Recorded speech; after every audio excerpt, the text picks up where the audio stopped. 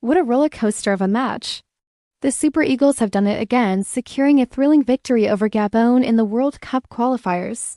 It was a nail-biter, a real heart-in-your-mouth kind of game that went all the way to extra time, but our boys showed their class and pulled through.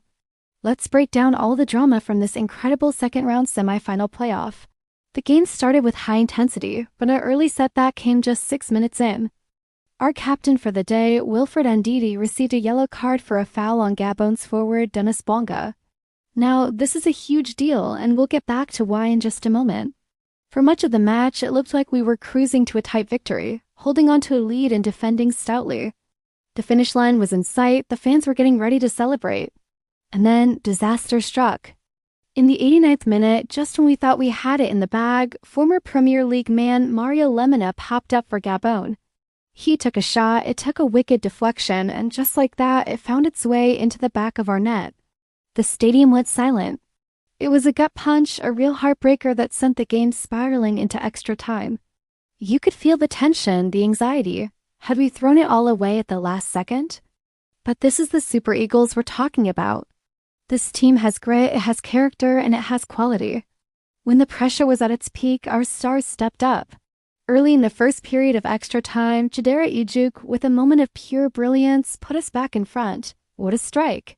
It was exactly the response we needed, a goal that lifted the spirits of the entire team and the fans. And then it was the Victor Osimhen show. Our star striker had a couple of golden opportunities to seal the game in regular time, chances you normally bet your house on him scoring. But he didn't let those misses get to his head. Like all great strikers, he kept going, he kept believing. In extra time, he was unstoppable. He didn't just score one, he bagged a brace. Two fantastic goals that not only made up for his earlier misses, but also put the game completely out of Gabon's reach. It was a statement performance from Osimhen, reminding everyone why he's considered one of the best forwards in the world.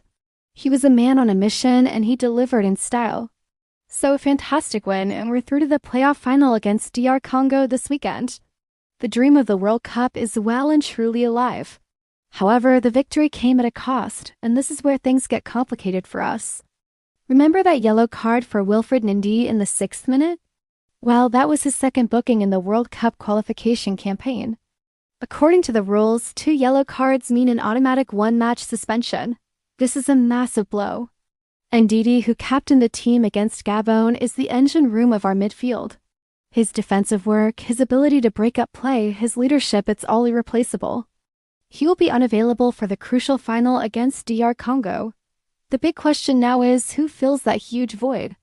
Coach Finidi George has a tough decision to make. One option is Raphael Onyeka. He's a talented player who could step in and do a job. But the most likely candidate to replace Ndidi is Brentford's Frank Onyeka. He's got the Premier League experience and the energy to match Ndidi's work rate. He seems like the natural choice to slot into that defensive midfield role. However, this is where our disciplinary problems start to stack up and become a real concern. While Onyeka is the probable replacement, he's also walking a tightrope.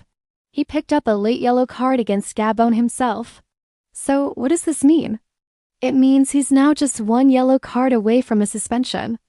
Yellow cards in the qualifiers aren't wiped clean until right before the World Cup tournament itself. Any player who gets 2 yellow cards across different qualifying matches has to sit out the next game. So Frank Onyeka has to be extremely careful against DR Congo. One mistime tackle, one moment of dissent, and he could be out of our next crucial match should we qualify for the Interconfederation playoffs. And he's not the only one. The list of players on a yellow card is worryingly long. Victor Osimhen, our hero of the night, also got a yellow card. It was for taking his shirt off while celebrating his first goal. It's a passionate moment, you can understand the emotion, but it's a costly celebration.